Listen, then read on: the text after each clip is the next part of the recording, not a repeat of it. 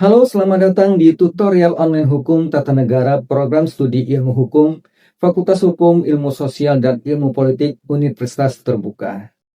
Perkenalkan, saya Adi Putra SHMH, dosen ilmu hukum di Universitas Dharma Wangsa Medan.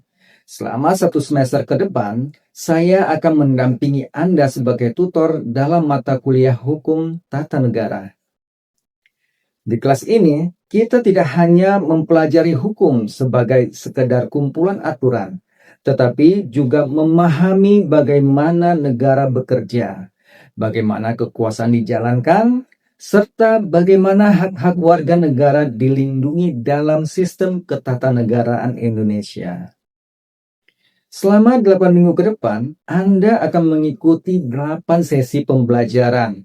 Setiap minggu, Anda akan mendapatkan materi inisiasi yang dirancang untuk membantu Anda memahami konsep secara bertahap dan sistematis. Pastikan Anda membaca dan mempelajari setiap materi sebagai dasar sebelum masuk ke diskusi. Yang membedakan tutorial ini adalah partisipasi Anda. Setiap minggu kita akan berdiskusi melalui forum. Di sana Anda dapat menyampaikan pendapat, mengajukan pertanyaan, maupun menanggapi pandangan rekan-rekan Anda. Semakin aktif Anda terlibat, semakin kuat pemahaman yang akan Anda bangun. Selain itu, akan ada tugas dan tes yang perlu Anda selesaikan sesuai jadwal.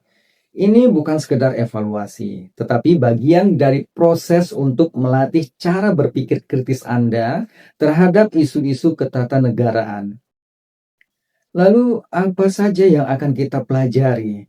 Kita akan mulai dari dasar, yaitu memahami sumber-sumber hukum tata negara dan bagaimana hukum tersebut terbentuk.